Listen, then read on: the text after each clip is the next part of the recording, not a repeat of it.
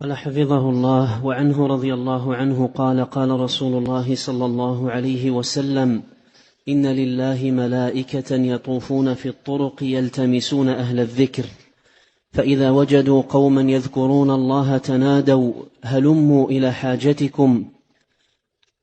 قال: فيحفونهم بأجنحتهم إلى السماء الدنيا. قال: فيسألهم ربهم عز وجل وهو أعلم منهم: ما يقول عبادي؟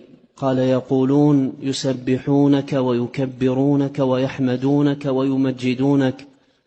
قال: فيقول عز وجل: هل رأوني؟ قال: فيقولون: لا والله ما رأوك. قال: فيقول: كيف لو رأوني؟ قال: يقولون: لو رأوك كانوا أشد لك عبادة وأشد لك تمجيدا وأكثر لك تسبيحا. قال: فيقول: فما يسألوني؟ قال: يسألونك الجنة.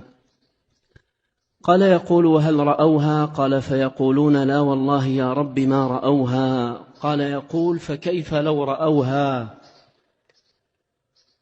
قال: يقولون: كانوا أشد عليها حرصا وأشد لها طلبا وأعظم فيها رغبة. قال: فمما يتعوذون؟ قال: يقولون: من النار. قال: يقول: هل رأوها؟ قال: فيقولون: لا والله يا رب ما رأوها. قال: يقول: فكيف لو رأوها؟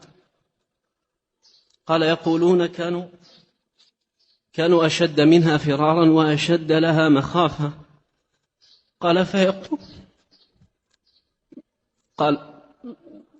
فيقول: فأشهدكم أني قد غفرت لهم. قال: يقول ملك من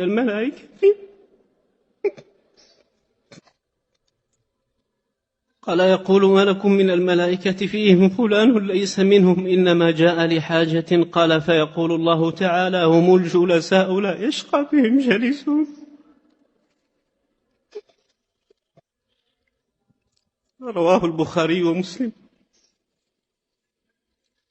هذا الحديث حديث أبي هريرة رضي الله عنه وأرضاه حديث عظيم جدا في فضل الذكر وعظيم شأنه وعظيم ثواب أهله عند الله عز وجل.